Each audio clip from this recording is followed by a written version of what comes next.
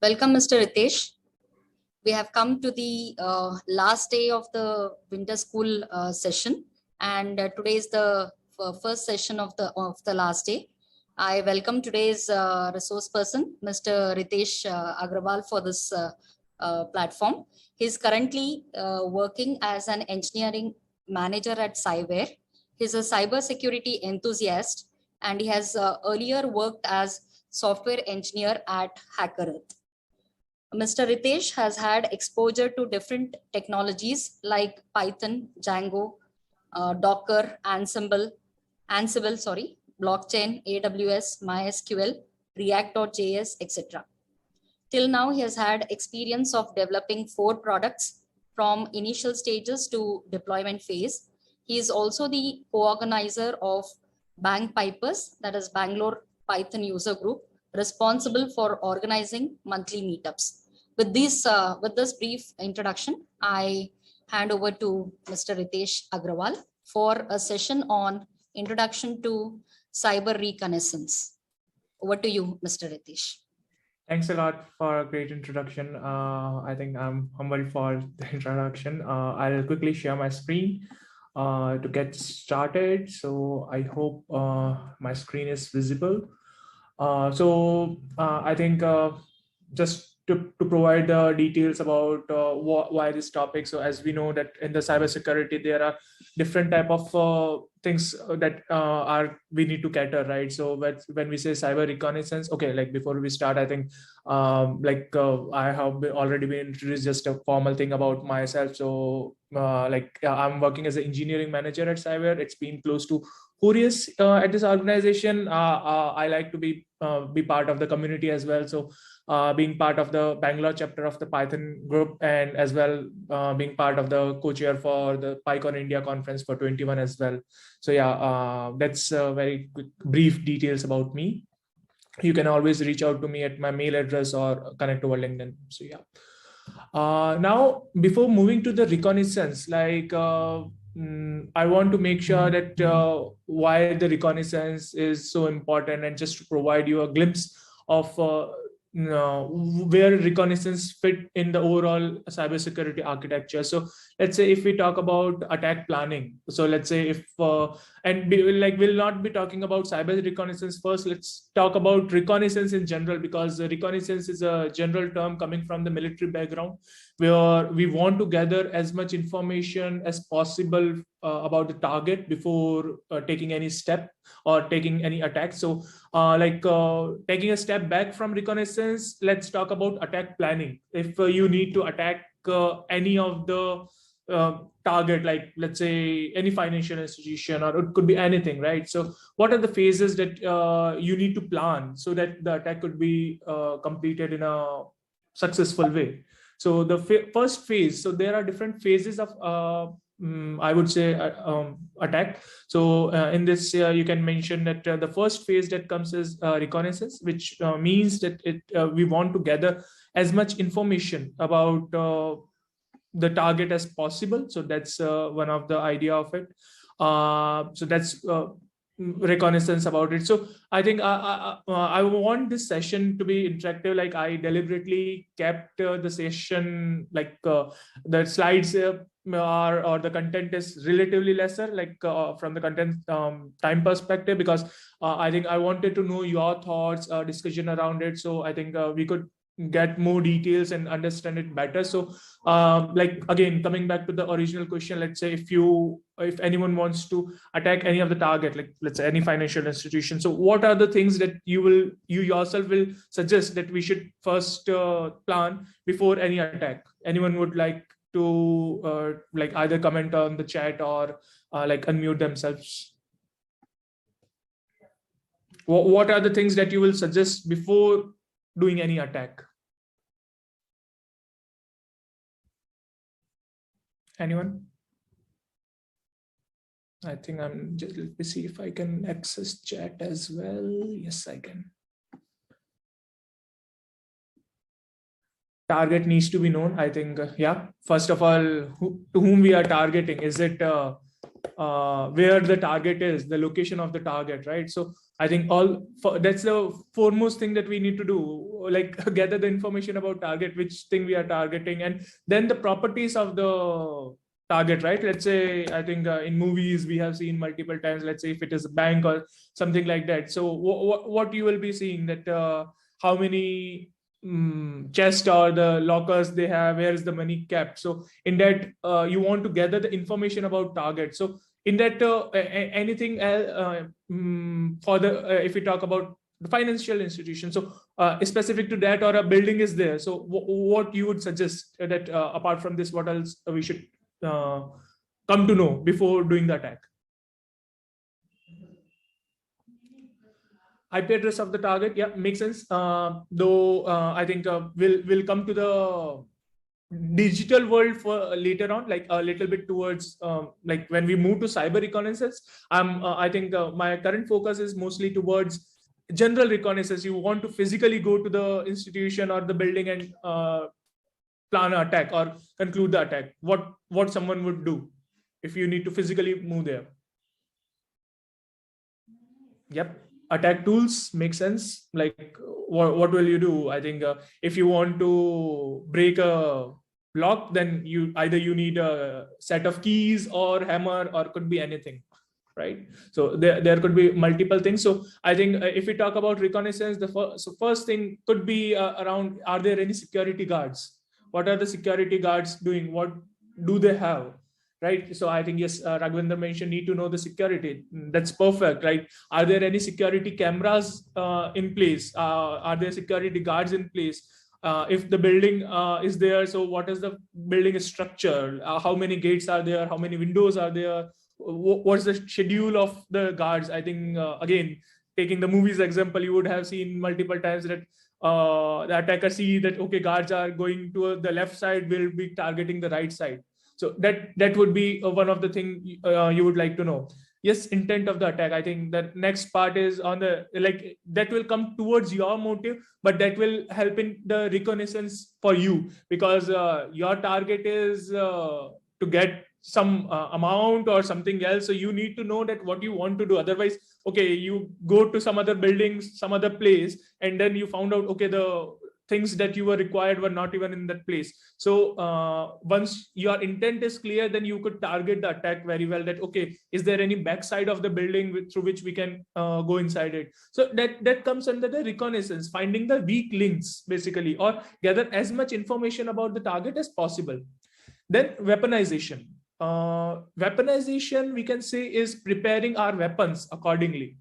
So when we say preparing our weapons, so if we say that, again, taking the example of physical security. So we know that there is a window in the backside of the building, and there is only a wireframe outside it. So what we could do is we could just get a cutter and cut the wire and get inside the building. So now, with the reconnaissance help, you need to prepare your weapons accordingly. That you need cutter, hammer, anything else. So that's your weaponization. Third is delivery. So when we say delivery, okay, you yourself are at your particular area and you have your cutter in place. But what you will do, ultimately, you have to use or deliver the cutter at the place so that it could work on its own, or you yourself along with the cutter needs to go and do the processing, right? So that's the delivery, that you need to go to the area where you want to exploit or perform the attack. Then the exploitation, it means that, yes, you have reached to the building number A, B, C, area number X, Y, Z.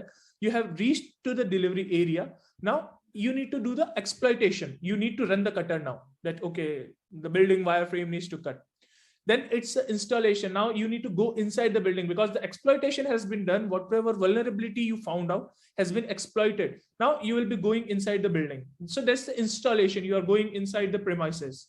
Command and control. Now I think you are inside the building, you have the details, so it's up to you that can you get the details, whatever you want to do. So that's a command and control. Now you may want to move laterally. So you found out that the leak was, or the vulnerability was in block 1 of the building, but now you can move laterally to block 2, because now you are already inside block A. So you can move to block 2 within the building and then perform your attack, because the block 2 is the most secured, where the precious things or crown jewel was there. So now, but we know that block A was relatively vulnerable or like has lesser security. So we exploited block 1 and then laterally move to block 2. So now it's up to you, because you are inside the premises, you can do a command and control as well.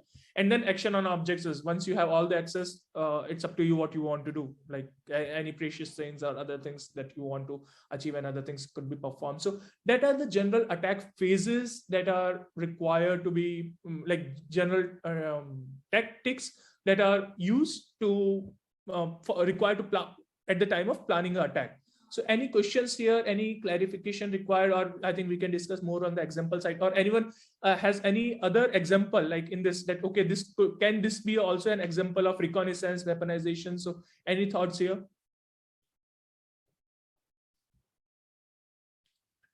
Okay, I think if there are no specific thoughts, let's move towards the next slide. So again, let's move to the reconnaissance. The topic was about reconnaissance primarily. So now reconnaissance, as we discussed earlier, that gather information about the target and available assets as much as possible. So there are multiple objectives of doing reconnaissance. First of all, what are the weak links and what are their defenses as well? So I think, and again, as I mentioned, that reconnaissance in the cyber world has its own meaning, but it is a very generic term. Like you can relate it to the multiple things. Let's say, I think military, you want to see the military reconnaissance of a particular country to make sure that how they will retaliate if the attack has been happened, or how are their defenses. So that's on the military side. You can go towards sports. So I think you know that few of the batsmen are not good in playing bouncer balls, right? So like bowler plans their attack accordingly. So it's basically on mentioning that, okay, what are their weak links, and then how we could exploit it. So gathering as much information about the target as possible, and then plan your attack, weaponization, and further steps accordingly. So that's where the reconnaissance come into the picture. Anyone would like to add any example here, or any questions here? Okay. Now there are two types of reconnaissance: active reconnaissance and passive reconnaissance. So when we say active reconnaissance, it means that you yourself are involved in knowing the target, and passive means you are gathering the information from some third party. You yourself are not very much involved in gathering the information. So both the approaches has its own pros and cons. Active approach, yes, it could be faster and has much more relevant information, or like cross-checked information, because you yourself are present, but at the cost of exposing yourself, because now you yourself are there, that how many guards are there at the gates. So but there is a possibility that guards may see you, that, okay, this person is coming from 3-4 days regularly. So now that's a problematic. But the advantage is that since you yourself are going, you have a very well information about the area and other things which you might not be getting from the third party. Other thing is, you are sending some few folks randomly here and there, and just trying to gather the information from passive sources. So let's say you know that the security cameras are of X company. So you might be trying to gather the information of X company camera models. Okay, what's the rotation speed of those cameras and other things. So that's a passive one. So now you might not get much of the information from passive, but it's again, it's a defensive strategy where the information might be less, but you are very well aware that, okay, the risk of your exposure is very less. So yes, that's the passive type of reconnaissance. Okay, let me move to the next. Okay, I think we were discussing about the physical security incident or security side of it, but now let's talk about the cyber reconnaissance. So I think we talked about physical bank building and other aspect of it. Now anyone would like to give a cyber touch here? Let's say, instead of building, if we are in the cyber world, what will be the asset that you would like to compromise? in the cyber world. Instead of bank building, what we would like to compromise, and how we could just provide the analogy from physical world to the cyber world. So first of all, what you would like to attack instead of building in the cyber world? Anyone would like to take a call here? Any suggestion here that what you would like to attack in cyber world? Okay. Let me. So in the cyber world, you probably, I think we can say that we would be attacking, I think, yes, data, account, a web application, could be anything, right? So because now the building, what's in the building? Building has cache, let's say, right? So here you want to attack any web platform or a mobile platform, account compromisations, right? So in the cyber world, it's mostly around that account and other things. So now both the type of attack could be required, like could contain active passive both, right? So active passive, I think I'll go to the active passive part, that what are the type of reconnaissance we should do in case of cyber world, right?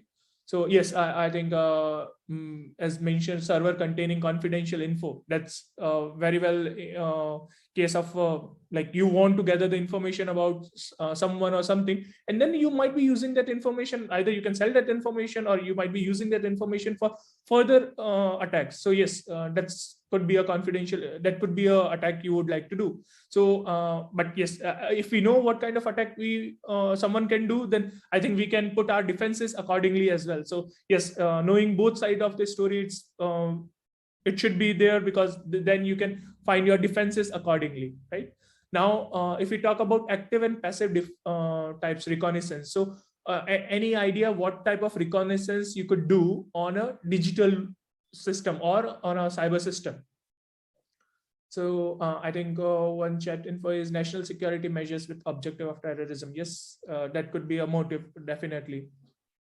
So if we talk about techniques, what could be the techniques that could be there for reconnaissance? So address sweep. So address sweep, what happens, because when we say buildings in the physical world, we could mention instead of buildings, for us, it's computer nodes.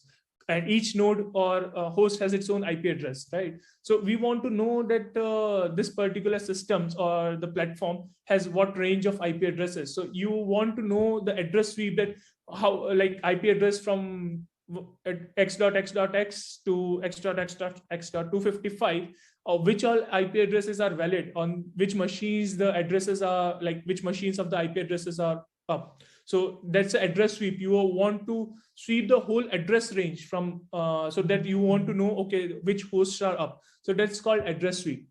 Then it's called port scanning. So before going to the port scanning, just a very quick info on the port. So as we know, at the like IP address can provide you the details of the machine to which I want to look forward for, but each application has its own port that if it needs to communicate to internet. So I think on the like the most common example would be HTTPS, right? HTTPS, we say it runs on 443. What does it mean? So it means that whenever you HTTP web server or HTTPS server has exposed it port 443, so if any traffic that is coming to 443, it will be served to the Nginx or the web server application. So at the application level, which ports are working. So once we know, because generally there are standard ports used for the application. So SSH works on 22, 443 for HTTPS, 80 for HTTP. So these ports, if we know, we can gather more information about the application as well. And what kind of, like, yes, yeah, there is no hard rule that the application should run on the given ports only, but those are the standards. And once we know that which ports are open, which we can send the traffic to the application, then try to fingerprint that application, that which application it might be, gather the information. Because let's say we know that if we do a GET request in a proper format, any web server will return a valid one, either 404 or something. So we'll know that whether it's an app server or SSH server, what kind of server application is running behind the port. So that's called port scanning. So service fingerprinting, I think again, once you know which ports are open, first is which ports are open, and then it's service fingerprinting, means which service is running. Is it FTP? Is it SSH? Is it HTTP? Because then you can narrow down your attack vectors. That okay, SSH could be targeted in one way or another, while the HTTP could be targeted in another ways. So that's the service fingerprinting. OS discovery. Now you could do OS discovery as well. Is it running Linux, Windows, Azure, where it's running? So because again, it will help you in planning your attack in a better way. Because if you are putting your attack, all your scripts of Linux system, and the system itself is on Windows, the attack scripts is of no use. So that's why the OS discovery will be helpful. Directory scan, so like which all directories are there. So again, you could do a directory scan as well. Robots.txt, because like most of the web application has this robots.txt. What it does is that this is the information where it provides the info to the scrollers that do not crawl or index the given URLs. Now, when you say that do not index the given URLs, it means that there is something the application owner doesn't want to get indexed. So it could have some confidential information. That's why they are not willing to allow scanning of those URLs. The general idea is that they don't want those get scanned because of the SEO and other things. So yes, on a good side, it has its own reason, but yes, it could potentially help in finding the confidential information as well. Whois again is a domain lookup tool. So not a tool but a protocol. But so you want to know that the domain like www.riteshagrawal.in, who is owning it, when it was registered, who is the registrar of it. So this is again it's helping you in finding more details about the target. Social engineering. So I think in detail we'll be understanding later on that why social engineering could be part of recon. Because social engineering, yes, we have machines in place, but humans are I think very much vulnerable as well. So with the given information and a little bit of spoofing, you could just try to gather information from the employees that okay, if you spoof or send a phishing email to your employee or your maybe in the academy world students and ask for some information, then being on a senior side, or the person might think, okay, some senior is asking some information, so I should provide that information. So yes, it could be phishing and it could lead to social engineering as well. We'll just see a demo later towards the slide here as well, towards the presentation. And recon about running services, I think we discussed on the service fingerprinting side, at what kind of services it is running. Is it web app, FTP, and all those things? So yes, that is very much could be done and help in recon. So yes, those are the techniques that I think these are very few techniques that could be used for MITRE for recon. So there are, I think I'll just to mention here. So there is a like MITRE attack platform where there are techniques listed, and MITRE is basically a global knowledge base which can provide the information about techniques being used by the adversary, general techniques. So you could gather more information about the techniques that could be used. So there I have mentioned only a few, but here I think you can get a much more higher knowledge base of the reconnaissance techniques. I think that's mostly on the reconnaissance side. What is reconnaissance? So I'll pause for some time here and want to know that are we clear on the reconnaissance things, what reconnaissance is, and then we'll move to the practical implication of it, how we could do recon. Like can we write some scripts and other things to do a reconnaissance? So I'll just pause for some time to take any questions if there are any.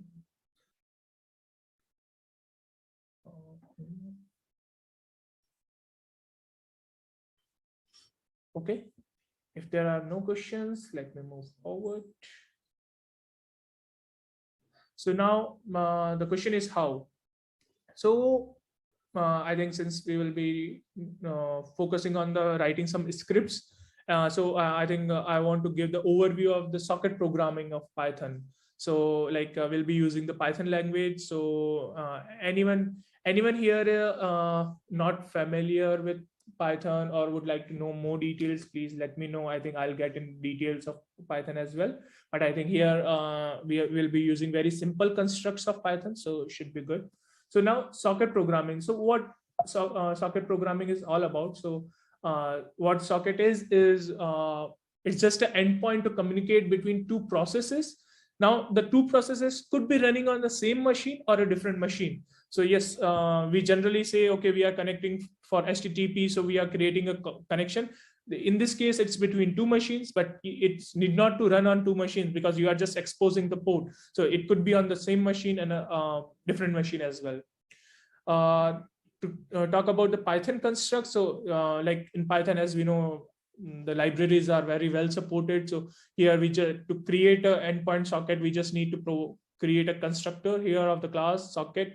Socket AFINet. AFINet stands for that which address family you are trying to address. So is it IPv4, IPv6? While the socket sock stream is which kind of connection you want to have, TCP or UDP. So let me quickly share.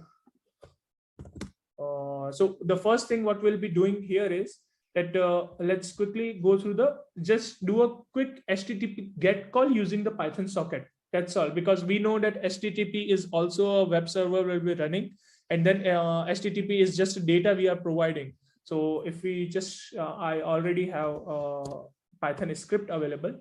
So now so this is our who is example, like I think we'll be using it in our next session, but this is a simple Python class. I'll just explain what the wrapper and it is all about. So socket wrapper I have inherited from the object. So this is kind of an old style of writing, I would say, because now from Python 3, this and object has no meaning. In Python 2.7, inheriting from object versus doing without inheritance was different. But now whatever way you write, it's more or less, it's like implicitly doing the same thing. Now in the constructor, what we have done is we have added the server port, just initialize those constructor. Now there is a method I have added, which is get data. It is taking input data as a parameter. Here I have, as mentioned, that I have just added a TCP connection only, then connecting to the server port, sending the data what has been received, just adding a message, empty message, and then receiving the data. So we this is an infinite loop. Just it's a buffer that whatever data getting returned, keep on updating it on the return data. Now, if there is no data return, then break. So whatever data we will be having, so the buffer at a given moment, it will be receiving only 50,000 bytes. And then we are just updating it on the message side. So that's a very small socket wrapper class. And what we have done here is that we have created the socket wrapper on 9001 because I want to just send the request to 9001 port. And then this is the request construct. So generally in HTTP, what we do a browser call. So what data we are sending? So we are just sending that do a get call on the index path or like slash, and it's the HTTP1/n on host, this one. And then generally the content we need this 2/r/n as per the specification. So that's it. We are doing nothing else. So just to show a demo here, I have a server running, which is on my directory. So what we could do is nothing. Okay, Python hyphen. So I'm just running a Python server here, which will just do nothing if the server is running. Okay, let me run it on 9001. If the server is running, it will just do a directory listing. So if we do here, let me localhost 9001. So it is just that particular server does nothing, gives you the directory listing of that particular folder. So if I do ls here, so there is a T1. Okay, not curl. Okay, so now T1 file was present here. So this particular curl command has done nothing, but T1 added a T1. So now let's try to run this as our command itself. Let me just close this one.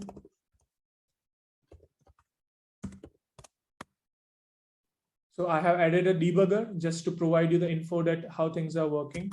So I'm just going inside it.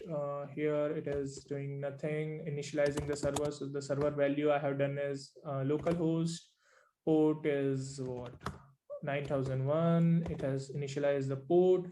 Now in the response, what it has done doing is creating a socket, connecting to the server, getting the data. So in the data, we can see that whatever request we got from the main function, we are sending the data, and then we are receiving the data back. So if we see the return data here, so return data, we got the info. So if I continue, so this is what the Python method has done. Just to show you the details again, let me remove the debugger.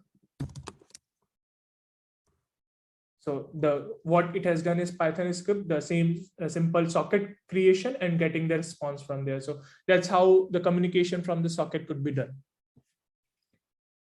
Any questions here? Let's see on the chat. Oh, sorry. I think I saw it later. Is it fine?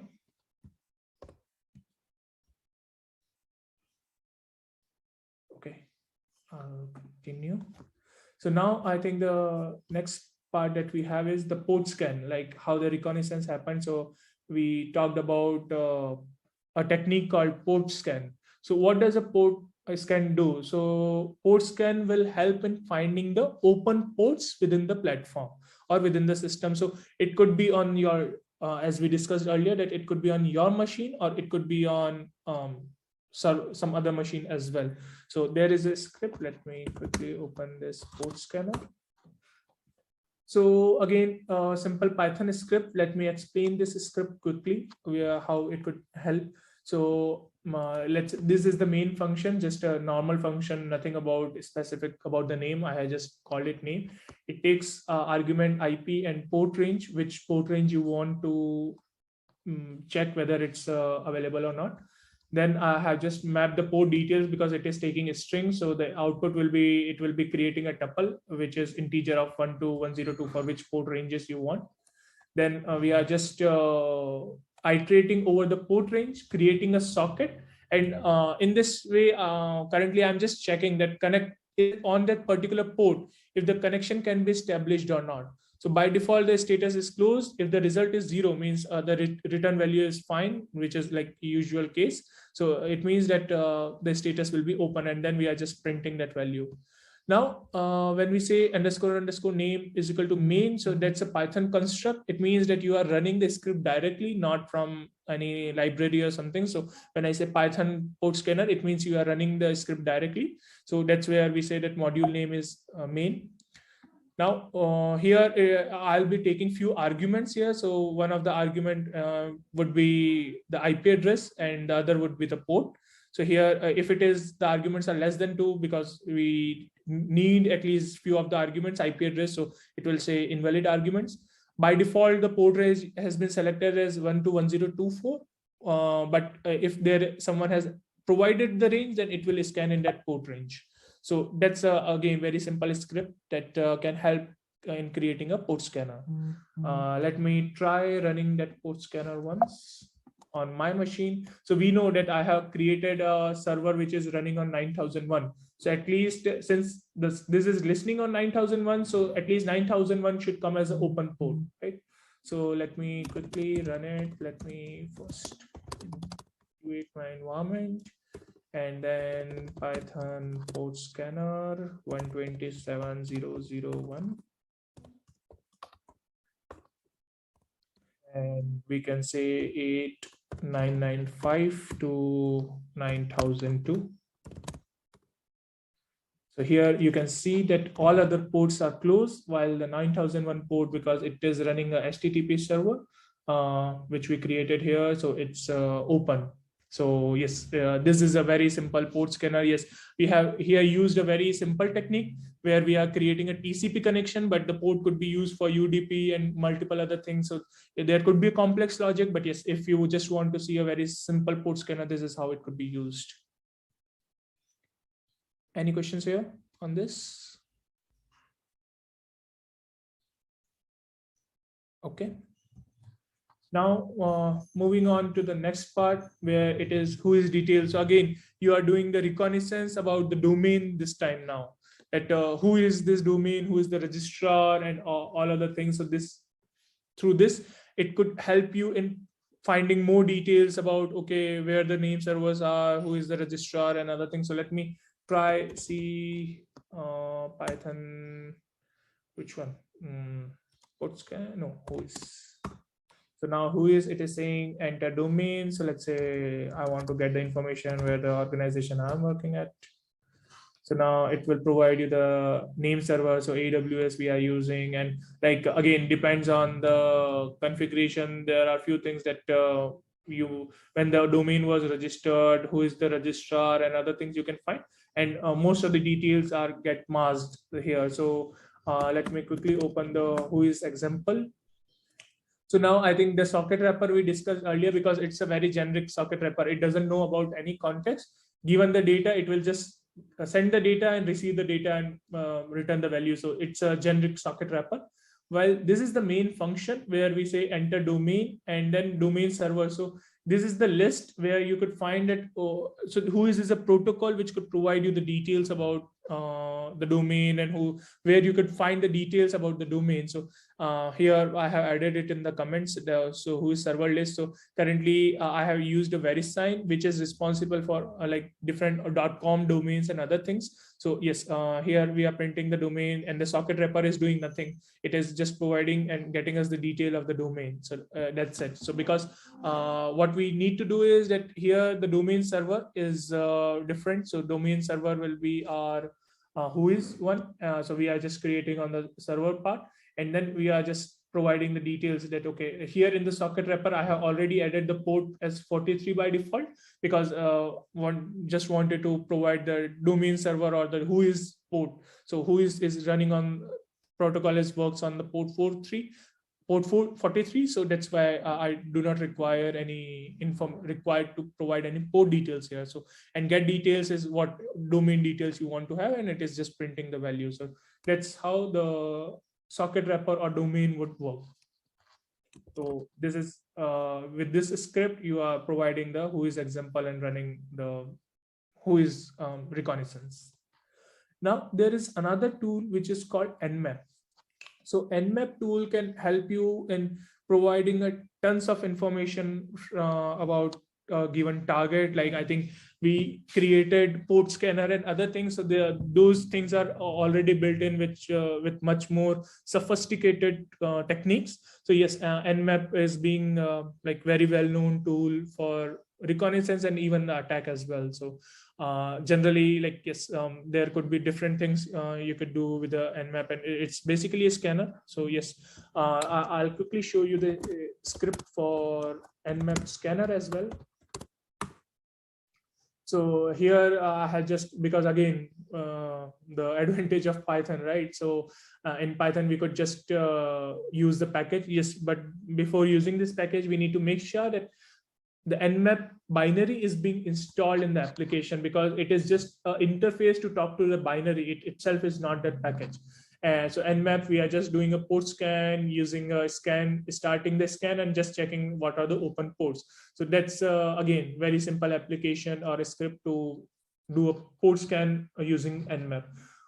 If I run Nmap now, it might take some time. Let me run it.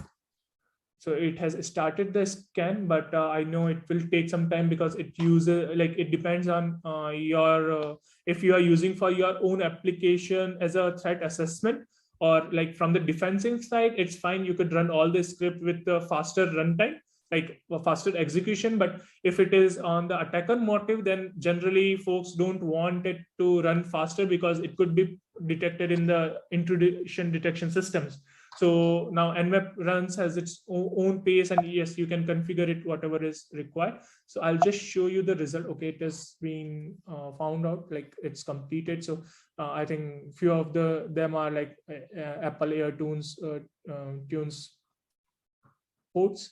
And the third one is, I think we talked about, right, that it's a 9001 port, which is running our Python application server.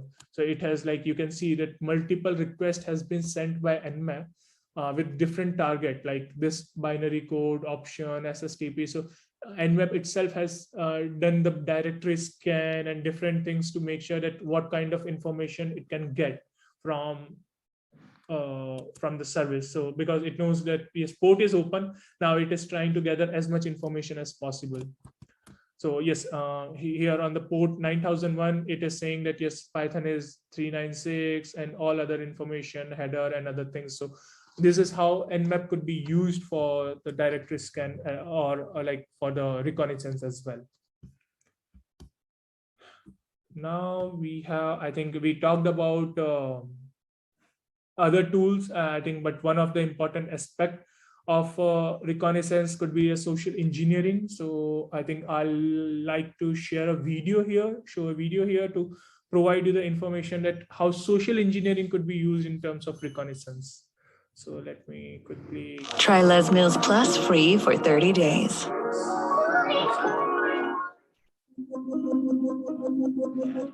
So I invited a few of the world's best hackers to try to hack me and show me where my vulnerabilities are.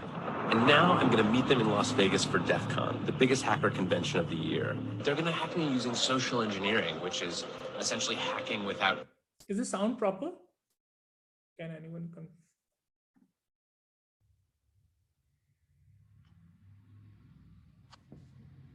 Okay, let me continue. Any code. They just use a phone and an internet connection. Do you want to do a sample Vishing call? What's Vishing? Vishing is voice solicitation. And basically what you do is you use the phone to extract information or data points that can be used in a later attack. Let's do it. Okay. Who are you going to call? Maybe I'll call your cell phone provider and Okay. see if I can get them to give me your email address. I bet they're good. I bet they have my back. But yeah, go for it. I'm going to spoof from your number, so it's going to look like it's calling from you. Okay. Hi, I'm so sorry. Can you hear me okay? My baby, I'm sorry. my husband's like, we're about to apply for a loan and we just had a baby and he's like, get this done by today. So I'm so sorry. I can't call you back. I'm trying to log into our account for uses information and I can't remember what email address we used to log the account. The baby's crying and can you help me? Awesome. In just 30 seconds, At gmail.com. Jessica gets access to my personal email address. Now, if I needed to add our older daughter on our account so she could call in and make changes, how would I need to go about doing that? You would have to send me a secure PIN through a text message? Yeah, well, the thing is, I don't think I'll be able to receive a text message if I'm on the phone. Oh, I'm not on there either? So I thought when we got married, he added me to the account. Jess uses my girlfriend's name and a fake social security number 5127. to set up her own personal access to my account. Wait, I'm sorry. So there's no password on my account right now? Can I set that up? She even gets the support person to change my password. Thank you so much for your help today. So she just basically blocked me out of my own account. I'll get her fed after this. All right. Thank you. Holy shit. So they just gave you access to my entire cell phone account. You're going to have to go on and change your password now because it's Jess, my name. And all it took was... So yeah, I think as we're talking the idea of social engineering, right? So we could have so many defense techniques for our system, but the humans are as vulnerable as the machines are, I would say, more vulnerable. So social engineering is one of the aspects for the attack as well as for the reconnaissance. So yeah. Now, so that's all about social engineering and aspects of reconnaissance. Yes, I think there could be a multi-part session as well. So here, but yes, that's a very introductory session on the reconnaissance. As the defense steps, yes, multiple defenses could be in place. I think I have added only few here. So port hardening, yes, make sure that not everyone can reach out to a port, like only the services which are required or to talk to each other on the given port should be available. Otherwise, all other communication from the other host should be blocked. Set up a DMZ and internal network. So obviously from the internet, your port should not be exposed, like only the internal services should talk to each other. And yes, there will be few services who require to receive an incoming connection from internet. So put a different system, DMZ demilitarized zone, where the incoming connection from the server, from the internet would be allowed, but not on any other machines. put dev and test machines under proxy servers, or at least you will be knowing that, okay, because dev and on the production servers, we make sure that yes, the securities are in line and other things, but sometimes from the development side, we forget to put the security checks enough for the dev and test machines. But once, as we discussed, right, that if I can go to block 1, once I reach to block 1, moving from block 1 to block 2 in a building is relatively easy than directly moving to block 2 of the building. So make sure that yes, the lateral attack could be handled, and your dev and test machines are not exposed to the internet. And like awareness about phishing and social engineering attack. So I think providing you the details, and just make sure you do recon yourself, otherwise before someone else does. So that's a very generic one, and very specific information about it. So yeah, that's all about this session. Thank you, everyone. Happy to answer any questions. Thank you. Any questions for me?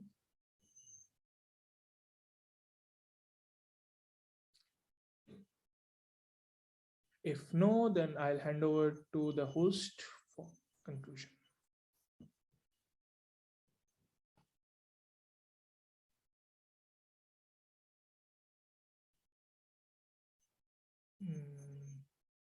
Rajendra, you there? Yeah, any questions, participants? You can type in the chat window.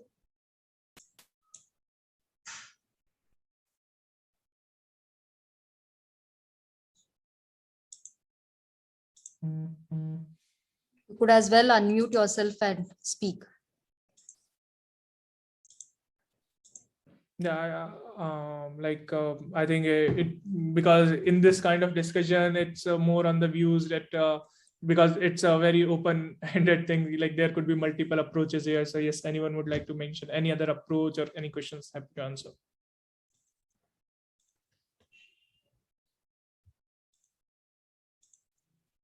Okay, if there are no questions, should we conclude? Yes, thank you very much, Mr. Ritesh, for taking out the time and introducing us to this very interesting topic. This is an introductory topic we have, but it has given us an idea of what cyber reconnaissance is all about, at least the introduction. Yep. Thank you so much for your interesting session. Thanks Thank you very much. Have a good day.